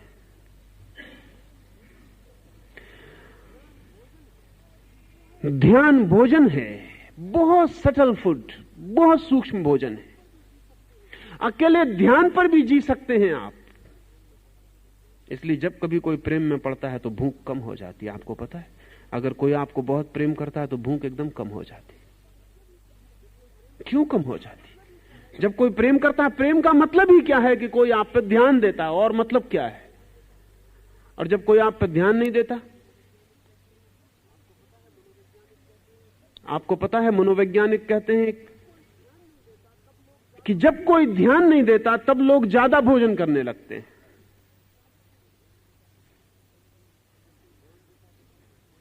जब कोई ध्यान देता तो कम भोजन करते हैं, क्योंकि ध्यान भी कहीं गहरे में भोजन का काम करता है, बहुत सूक्ष्म तल पर काम करता है। जिस चीज को हम ध्यान देते हैं उसको शक्ति देते हैं, ये मैं कह रहा हूं। और अब इसको कहने के वैज्ञानिक आधार हैं, अब इसको नापने के भी उपाय हैं। मैं पीछे आपसे निकोलिएव और कामेनिएव का नाम लिया। ये दोनों व्यक्ति टेलीपैथिक कम्युनिकेशन में इस समय पृथ्वी पर सबसे ज्यादा निष्णात लोग हैं। निकोलिएव विचार भेजता है, ब्रॉडकास्ट करता है, और हजारों मील दूर कामेनिएव उस विचार को पकड़ता है। वैज्ञानिकों ने यंत्र लगा के बड़े चकित हो गए कि जब निकोलिएव विचार भेजता है तो उसकी शक्ति क्षीण होती है। उसके चारों तरफ यंत्र बताते हैं कि उसकी शक्ति क्षीण हो रही है। और जब हजारों मील दूर कामेनिएव विचार को ग्रहण करता है तब उसकी शक्ति यंत्र बताते हैं कि बढ़ गई। आश्चर्यजनक, हजारों मील दूर। लेकिन जब निकोलिएव विचार भेजता है कामेनिएव को तो उससे पूछा गया कि वो करता क्या है। वो कहता है, मैं आंख बंद करके ध्यान करता हूं कि कामेनिएव मेरे सामने उपस्थित है। वो दूर नहीं है, मेरे सामने उपस्थित है। मैं अपने सारे ध्यान को उस पर लगा देता हूं, सब भूल जाता हूं, सिर्फ कामेनिएव रह जाता है। और जब कामेनिएव रह जाता है, मुझे प्रत्यक्ष दिखाई पड़ने लगता है कि ये सामने खड़ा है, तब मैं उससे बोलता हूं। ध्यान, वो अटेंशन दे रहा है, तो उसकी ऊर्जा हजारों मील दूर बैठे हुए व्यक्ति को उपलब्ध हो जाती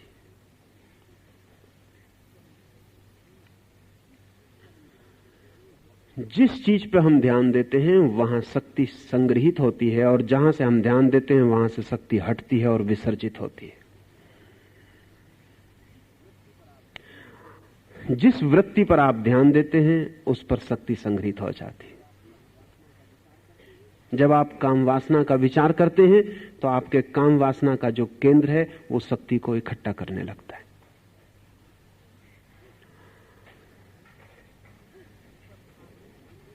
जिस चीज पर आप ध्यान देते हैं वो वृत्ति का केंद्र आपके भीतर शक्ति को इकट्ठा कर लेता है। आप ही शक्ति देते हैं ध्यान देकर, फिर वो केंद्र शक्ति से भर जाता है तो उस शक्ति से मुक्त होना चाहता है क्योंकि बोझिल हो जाता है। ये जाल है आदमी के भीतर। लेकिन काम वासना पर ध्यान दो तरह से दिया जा सकता है। एक कि आप काम वासना में रस लें तो भी ध्यान दिया जा सकता है। तो प्रकृतस्थ नेचुरल काम वासना आप में घनीभूत होगी, नैसर्गिक काम वासना आप में शक्तिशाली हो जाएगी। एक विकृत ध्यान दिया जा सकता है। एक आदमी काम वासना पर ध्यान देता है कि मुझे काम वासना से लड़ना है, मुझे काम वासना को भीतर प्रविष्ट नहीं होने देना है, वो भी ध्यान दे रहा है। उसका भी काम का सेंटर, सेक्स सेंटर शक्ति को इकट्ठा कर लेता है। अब बड़ी मुश्किल होती है क्योंकि जो नैसर्गिक काम वासना को ध्यान देता है वो तो नैसर्गिक रूप से शक्ति उसकी विसर्जित हो जाएगी। लेकिन जो विसर्जित नहीं करना चाहता और ध्यान देता है, इसका क्या होगा? इसकी शक्ति विकृत रूप लेना शुरू करेगी। ये विसर्जित हो नहीं सकती। ये शरीर के दूसरे अंगों में प्रवेश करेगी और उनको विकृत करने लगेगी। ये चित्त के दूसरे स्नायुओं में प्रवेश करेगी और उनको विकृत करने लगेगी। ये आदमी भीतर से उलझता जाएगा और जाल में फंसता जाएगा अपनी ही दी गई शक्ति से। ऐसा हुआ कि हम एक वृक्ष को पानी दिए जाते हैं और प्रार्थना किए जाते हैं कि वृक्ष बड़ा ना हो। ये वृक्ष बड़ा ना हो प्रार्थना किए जाते हैं और पानी दिए जाते हैं। जिस वृत्ति को आप ध्यान देते हैं, चाहे पक्ष में चाहे विपक्ष में, आप उसको पानी और भोजन देते हैं। तप का मूल सूत्र यही है कि ध्यान कहीं और दो, जहां तुम शक्ति को इकट्ठा करना चाहते हो वहां मत दो, ध्यान ही उठाओ ऊपर। अगर काम वासना से मुक्त होना है तो काम वासना पर ध्यान ही मत दो, पक्ष में भी नहीं विपक्ष में भी नहीं, लेकिन ध्यान आपको देना ही पड़ेगा, क्योंकि ध्यान आपकी शक्ति है, वो काम मांगती है। तो तप का मूल सूत्र यह है कि ध्यान के लिए नए केंद्र निर्मित करो। नए केंद्र आदमी के भीतर हैं और उन केंद्रों पर ध्यान को ले जाओ। जैसे ही ध्यान को नया केंद्र मिल जाता है और वो नए केंद्र में शक्ति को उंडेलने लगता है, वैसे ही पुराने केंद्रों से मुक्त होने लगता है। पहाड़ पर चढ़ाई शुरू हो गई। काम वासना का केंद्र हमारा सबसे नीचा केंद्र है, वहां से हम प्रकृति से जुड़े। सहस्त्रार हमारा सबसे ऊंचा केंद्र है, वहां से हम परमात्मा ऊर्जा से जुड़े, दिव्यता से, भव्यता से, भगवत्ता से जुड़े। जब भी आप ध्यान देते हैं, आपने ख्याल किया कि आपके मस्तिष्क में विचार चलता है काम वासना का, और आपका काम केंद्र तत्काल सक्रिय हो जाता है। यहां विचार चला, विचार तो चलता है मस्तिष्क में, और काम केंद्र बहुत दूर है, वो तत्काल सक्रिय हो जाता है। ठीक यही उपाय तपस्वी अपने सहस्त्रार की तरफ अपने ध्यान को लौटा के करता है। वो जैसे ही सहस्त्रार की तरफ ध्यान देता है, वैसे ही सहस्त्रार सक्रिय होना शुरू हो जाता है। और जब शक्ति ऊपर की तरफ जाती है तो नीचे की तरफ नहीं जाती। और जब शक्ति को मार्ग मिलने लगता है शिखर पर चढ़ने का, तो घाटियां वो छोड़ने लगती है। और जब शक्ति को प्रकाश के जगत में प्रवेश होने लगता है, तो अंधेरे के जगत से चुपचाप उठने लगती। अंधेरे की निंदा भी नहीं होती उसके मन में, अंधेरे का विरोध भी नहीं होता उसके मन में, अंधेरे का ख्याल भी नहीं होता उसके मन में, अंधेरे पर ध्यान ही नहीं होता। ध्यान का रूपांतरण है तप। अब इसको अगर इस तरह समझेंगे तो तप का मैं दूसरा अर्थ आपको कह सकूंगा। तप का ऐसे अर्थ होता है अग्नि। तप का अर्थ होता है अग्नि। तप का अर्थ होता है भीतर की अग्नि। मनुष्य के भीतर जो जीवन की अग्नि है, उस अग्नि को ऊर्ध्वगमन की तरफ ले जाना तपस्वी का काम है। उसे नीचे की ओर ले जाना भोगी का काम है। भोगी का अर्थ है जो अग्नि को नीचे की ओर प्रवाहित कर रहा है जीवन में, अधोगमन की ओर। तपस्वी का अर्थ है जो ऊपर की ओर प्रवाहित कर रहा है उस अग्नि को, परमात्मा की ओर, सिद्धावस्था की ओर। ये अग्नि दोनों तरफ जा सकती है। और बड़े मजे की बात यह है कि ऊपर की तरफ आसानी से जाती है, नीचे की तरफ बड़ी कठिनाई से जाती है, क्योंकि अग्नि का स्वभाव ऊपर की तरफ जाना है। आपने ख्याल किया, आप आग जलाते हैं वो ऊपर की तरफ जाने लगती है। इसलिए इसे तप नाम दिया, इसे अग्नि नाम दिया, इसे यज्ञ नाम दिया, ताकि ये ख्याल में रहे कि अग्नि का स्वभाव तो ऊपर की तरफ जाना है, नीचे की तरफ तो बड़ी चेष्टा करके ले जानी पड़ती। पानी नीचे की तरफ बहता है, अगर ऊपर की तरफ ले जाना हो तो बड़ी चेष्टा करनी पड़ती है। और आप चेष्टा छोड़ दें कि पानी फिर नीचे की तरफ बहने लगा। आपने पंपिंग इंतजाम छोड़ दिया, पानी फिर नीचे बहने लगेगा। अगर ऊपर चढ़ाना है तो पंप करो, ताकत लगाओ, मेहनत करो। नीचे बहने के लिए पानी किसी की मेहनत नहीं मांगता, खुद बहता है, वो उसका स्वभाव है। अग्नि को अगर नीचे की तरफ ले जाना है तो इंतजाम करना पड़ेगा। अपने से अग्नि ऊपर की तरफ उठती है, ऊर्ध्वगामी। इसको तप कहने का कारण है क्योंकि भीतर की जो अग्नि है, जो जीवन अग्नि है, वो स्वभाव से ऊर्ध्वगामी है। एक बार आपको उसके ऊर्ध्वगमन का अनुभव हो जाए, फिर आपको प्रयास नहीं करना पड़ता उसको ऊपर जाने के लिए, वो जाती रहती है। एक बार सहस्त्रार की तरफ तपस्वी का ध्यान मुड़ जाए तो फिर उसे चेष्टा नहीं करनी पड़ती, फिर वो अग्नि अपने आप बहती रहती है। धीरे धीरे वो भूल ही जाता है क्या नीचे क्या ऊपर, भूल ही जाता है, क्योंकि फिर तो अग्नि सहज ऊपर बहती रहती है। एक बार आग राह पकड़ ले तो ऊपर की तरफ जाना उसका स्वभाव है।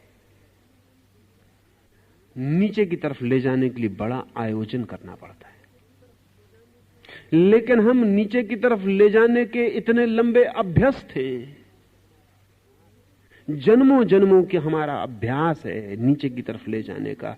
इसलिए नीचे की तरफ ले जाना जो कि वस्तुतः कठिन है, वो हमें सरल मालूम पड़ता। ऊपर की तरफ ले जाना जो कि वस्तुतः सरल है, वो हमें कठिन मालूम पड़ता। कठिनाई हमारी आदत में है,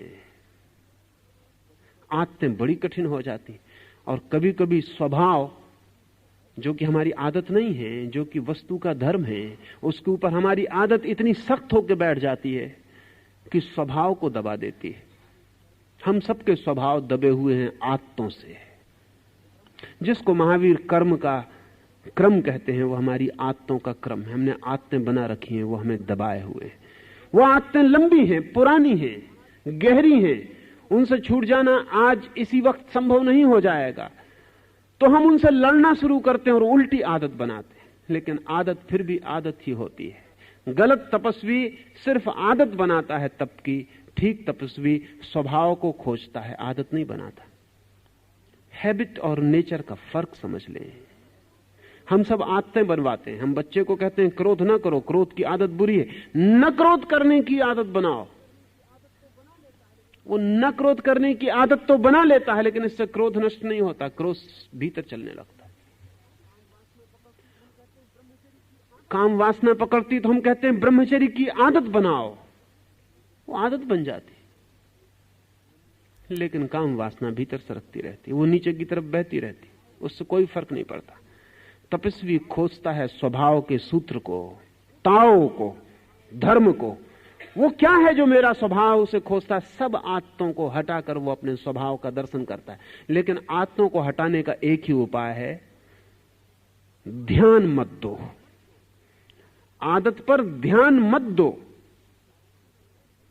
एक मित्र 4-6 दिन पहले मेरे पास आए, उन्होंने कहा कि आप कहते हैं कि बंबई में रह के और ध्यान हो सकता है, इस सड़क का क्या करें, भोंपू का क्या करें, ट्रेन जा रही, सीटी बज रही, इसका क्या करें। मैंने उनसे कहा ध्यान मत दो। उन्होंने कहा कैसे ध्यान ना दे, खोपड़ी पर भोंपू बज रहा है, नीचे कोई हान बजाए चला जा रहा है, ध्यान कैसे ना दे। मैंने उनसे कहा एक प्रयास करो, भोंपू कोई नीचे बजाया जा रहा है, उसे भोंपू बजाने दो। तुम ऐसे बैठे रहो, कोई प्रतिक्रिया मत करो कि भोंपू अच्छा कि भोंपू बुरा, कि बजाने वाला दुश्मन कि बजाने वाला मित्र, किसका सिर तोड़ देंगे अगर आगे बजाया। कुछ प्रतिक्रिया मत करो, तुम बैठे रहो, सुनते रहो, सिर्फ सुनो। थोड़ी देर में ही तुम पाओगे कि भोंपू बजता भी हो तो भी तुम्हारे लिए बजना बंद हो गया। एक्सेप्ट इट, स्वीकार करो। जिस आदत को बदलना हो उसे स्वीकार कर लो, उससे लड़ो मत, स्वीकार कर लो। जिसे हम स्वीकार कर लेते हैं उस पर ध्यान देना बंद हो जाता है। क्या आपको पता है, किसी स्त्री के आप प्रेम में हो, उस पर ध्यान होता है, फिर विवाह करके उसको पत्नी बना लिया, फिर वो स्वीकृत हो गई, फिर ध्यान बंद हो जाता। जिस चीज को हम स्वीकार कर लेते हैं, एक कार आपके पास नहीं, वो सड़क पर निकलती है चमकती हुई, ध्यान खींचती है, फिर आपको मिल गई, फिर आप उसमें बैठ गए, फिर थोड़े दिन में आपका ख्याल ही नहीं आता कि वो कार भी है चारों तरफ जो ध्यान को खींचती थी, वो स्वीकार हो गई। जो चीज स्वीकृत हो जाती है उस पर ध्यान जाना बंद हो जाता है। स्वीकार कर लो, जो है उसे स्वीकार कर लो। अपने बुरे से बुरे हिस्से को भी स्वीकार कर लो। ध्यान देना बंद कर दो, ध्यान मत दो। उसको ऊर्जा मिलनी बंद हो जाएगी, वो धीरे धीरे अपने आप क्षीण होकर सिकुड़ जाएगी, टूट जाएगी, और जो बचेगी ऊर्जा उसका प्रवाह अपने आप भीतर की तरफ होना शुरू हो जाएगा। गलत तपस्वी उन्हीं चीजों पर ध्यान देता जिन पर भोगी देता। सही तपस्वी ठीक तप की प्रक्रिया ध्यान का रूपांतरण है। वो उन चीजों पर ध्यान देता है जिन पर न भोगी ध्यान देता न तथाकथित त्यागी ध्यान देता। वो ध्यान को ही बदल देता है। और ध्यान हमारे हाथ में है। हम वहीं देते हैं जहां हम देना चाहते हैं। अभी यहां बैठे हैं, आप मुझे सुन रहे हैं। अभी यहां आग लग जाए मकान में, आप एकदम भूल जाएंगे कि सुन रहे थे, कि कोई बोल रहा था। सब भूल जाएंगे। आग पर ध्यान दौड़ जाएगा, बाहर निकल जाएंगे, भूल ही जाएंगे कि कुछ सुन रहे थे। सुनने का कोई सवाल ही न रह जाएगा। ध्यान प्रतिपल बदल सकता है। सिर्फ नए बिंदु उसको मिलने चाहिए। आग मिल गई, वो ज्यादा जरूरी जीवन को बचाने के लिए हो गई, तो तत्काल ध्यान वहां दौड़ जाएगा। आपके भीतर तप की प्रक्रिया में उन नए बिंदुओं और केंद्रों की तलाश करनी है जहां ध्यान दौड़ जाए और जहां नए केंद्र सशक्त होने लगे। इसलिए तपस्वी कमजोर नहीं होता, शक्तिशाली हो जाता। गलत तपस्वी कमजोर हो जाता। गलत तपस्वी कमजोर होकर सोचता है कि हम जीत लेंगे, और भ्रांति पैदा होती है जीतने की। अगर एक आदमी को 30 दिन भोजन न दिया जाए तो काम वासना क्षीण हो जाती। इसलिए नहीं कि काम वासना चली गई, इसलिए कि काम वासना के योग्य रस नहीं बनता शरीर में। फिर भोजन दिया जाए तो 30 दिन में जो वासना गई थी वो 3 दिन में वापस लौट आती। भोजन मिला, शरीर को रस मिला, फिर केंद्र सक्रिय हो गया, फिर ध्यान दौड़ने लगा। इसलिए फिर जिसने भूखा रहते ही काम वासना पर तथाकथित विजय पाई, वो बेचारा फिर भूखा ही जीवन भर रहने की कोशिश में लगा रहता है, क्योंकि वो डरता है। इधर भोजन लिया, इधर वासना उठी। मगर ये निपट पागलपन है, वासना के बाहर हुए नहीं। ये सिर्फ कमजोरी की वजह से वासना को शक्ति नहीं मिल रही है। असल में आदमी जितनी शक्ति पैदा करता है उसमें कुछ तो जरूरी होती है जो उसके रोज के काम में समाप्त हो जाती है। एक खास मात्रा की कैलोरी उसके रोज के काम में, उठने में, बैठने में, नहाने में, खाने में, पचाने में, दुकान में आने में जाने में व्यय हो जाती, सोने में व्यय हो जाती। उसके अतिरिक्त जो बचती है वो उस केंद्र को मिल जाती जिस पे आपका ध्यान है। द सुपरफ्लुअस, जो अतिरिक्त है। अगर समझ लें कि 1000 कैलोरी मान लें कि आपके रोजमर्रा के काम में खर्च होती है, और आपके भोजन और आपकी व्यवस्था से आपको 2000 कैलोरी शक्ति शरीर में पैदा होती है, तो आपका ध्यान जिस केंद्र पर होगा 1000 कैलोरी जो शेष बची है उस केंद्र पर दौड़ जाएगी। उसको कोई रास्ता नहीं, ध्यान ही रास्ता है। ध्यान ही एरो है जिससे वो जाएगी। उसको और कुछ पता नहीं कहां जाना है। आपका ध्यान उसको खबर देता है कि यहां जाना है, वो वहां चली जाती है। अब अगर आपको झूठे तप में उतरना है तो आप भोजन इतना कर दें कि 1000 कैलोरी से ज्यादा आपके भीतर पैदा ना हो। फिर आपको ब्रह्मचर्य सधा हुआ मालूम पड़ेगा, क्योंकि आपके पास अतिरिक्त शक्ति बचती नहीं जो कि सेक्स के केंद्र को मिल जाए। 1000 शक्ति पैदा होती है, 1000 आप खर्च कर लेते। इसलिए तपस्वी खाना कम कर देता है, पैदल चलने लगता है, श्रम ज्यादा करने लगता है और खाना कम करता चला जाता है। ये दोहरी प्रक्रियाएं करता है ताकि शरीर में शक्ति कम हो और शक्ति व्यय ज्यादा हो। वो मिनिमम पर जीने लगता है। न होगी अतिरिक्त शक्ति, न वासना बनेगी, मगर इससे वो वासना से मुक्त नहीं होता। वासना अपनी जगह खड़ी, वासना का केंद्र प्रतीक्षा करेगा, अनंत जन्मों तक प्रतीक्षा करेगा। कहेगा कि जिस दिन शक्ति ज्यादा हो मैं तैयार हूं। ये सिर्फ भय में जीना है। इस जीने से कहीं कुछ उपलब्ध नहीं होता। इससे प्रकृति तो चूक जाती है, संस्कृति नहीं मिलती, सिर्फ विकृति मिलती है और एक भयभीत चेतना रह जाती है पीछे। नहीं, ये नहीं है मार्ग। ठीक पॉजिटिव ऑस्टेरिटी का, ठीक विधायक तप का मार्ग है शक्ति पैदा करो, ध्यान रूपांतरित करो, ध्यान नए केंद्रों पर ले जाओ ताकि शक्ति वहां जाए। इसे हम धीरे धीरे जब और गहरे उतरेंगे ध्यान के परिवर्तन के लिए तो ये प्रक्रिया ख्याल में आ सकेगी। लेकिन सबसे पहले तो ये ख्याल में ले लेना चाहिए कि मेरी अतिरिक्त शक्ति किस केंद्र से व्यय हो रही है। उसके विपरीत जो केंद्र है उस केंद्र पर ध्यान को लगाना पड़ेगा।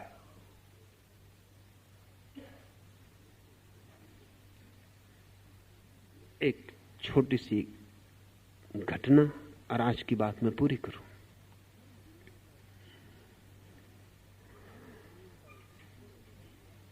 धर्म गुरुओं का एक सम्मेलन हुआ है। बड़े धर्म गुरु उस देश के एक नगर में इकट्ठे हुए। 4 बड़े धर्म हैं उस देश में। चारों के 4 बड़े धर्म गुरु एक निजी वार्ता में लीन हैं। सब सम्मेलन निपटने के करीब हो गया। वो बैठ के बातें कर रहे हैं। ऊंची बातें हो चुकी, नकली बातें हो चुकी, अब वो बैठ के असली गपशप कर रहे हैं। 75 साल का बूढ़ा धर्मगुरु कहता है कि हो गई वे बातें, सुन गए लोग, लेकिन तुम्हारे सामने क्यों मैं छिपाऊं, और मैं आशा करता हूं तुम भी ना छिपाओगे। अच्छा होगा कि हम बताएं कि असली जिंदगी हमारी क्या है। मैं तो एक ही चीज से परेशान रहा हूं, वो धन, और दिन रात धन के विपरीत बोलता हूं, पर धन पे मेरी बड़ी पकड़ है। एक पैसा भी मेरा खो जाए तो रात भर मुझे नींद नहीं आती, या एक पैसा मिलने की आशा बन जाए तो भी रात भर एक्साइटमेंट रहता और नींद नहीं आती। बड़ी धन ही मेरी कमजोरी, बड़ी मुश्किल है, इसके पार में नहीं हो पा रहा। क्या आप में से कोई पार हो गया तो बताए। दूसरों ने कहा पार तो हम भी नहीं हुए, हमारी अपनी अपनी मुसीबतें हैं। एक ने कहा मेरी मुसीबत तो ये अहंकार है, इसके लिए ही जीता हूं, इसी के लिए उठता हूं, इसी के लिए बैठता हूं, इसी के लिए अहंकार के खिलाफ भी बोलता हूं, पर है यही, इससे मैं बाहर नहीं हो पाता। तीसरे ने कहा मेरी कमजोरी तो ये काम वासना है, ये स्त्रियां मेरी कमजोरी हैं।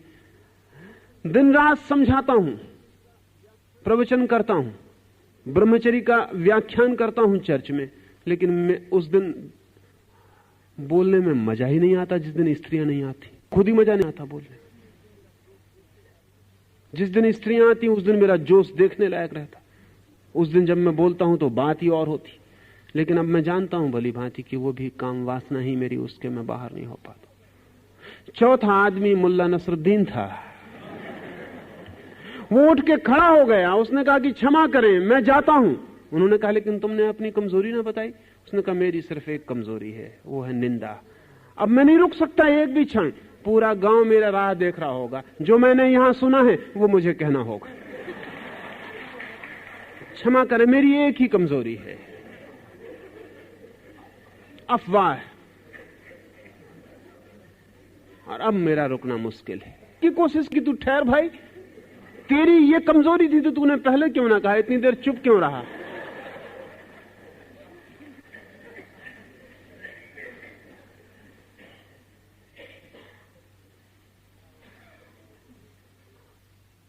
हर आदमी की कोई ना कोई कमजोरी है।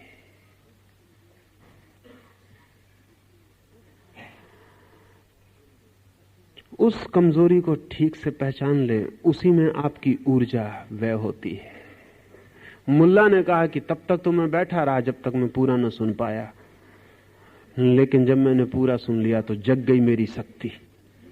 अब इस रात सोना मेरे बस में नहीं। अब जब तक एक एक शक्ति जग गई मेरी। वो जो कमजोरी है हमारी, वही हमारी शक्ति का निष्कासन है, वहीं से हमारी शक्ति व्यय होती। मुल्ला तब तक बिल्कुल सुस्त बैठा था, जैसे कोई प्राण ही ना हो। अचानक ज्योति आ गई, प्राण आ गए, चमक आ गई। मुल्ला ने कहा कि गजब हो गया, कभी सोचा भी ना था कि इस कॉन्फ्रेंस में और ऐसा आनंद आने वाला है। हमारी कमजोरी हमारी शक्ति के व्यय का बिंदु है। भोग हो या भोग के विपरीत त्याग हो, बिंदु वही बना रहता, ध्यान वहीं केंद्रित रहता, शक्ति वहीं से विसर्जित होती, एवापोरेट होती। तो बदलने की प्रक्रिया है। इस प्रक्रिया पर कल मैं बात करूंगा, शायद लंबी इस पे बात करनी पड़े, क्योंकि महावीर ने फिर तप के 12 हिस्से किए और एक एक हिस्सा वैज्ञानिक प्रक्रिया है। तो कल वैज्ञानिक प्रक्रिया को हम समझ लें, फिर महावीर के एक एक तप के हिस्से को हम बात करेंगे। अभी जाएंगे नहीं, हालांकि मन की कमजोरी कह रही होगी कि भागो, तो थोड़ा रुकेंगे। तो कीर्तन सन्यासी करते हैं, उतना धैर्य और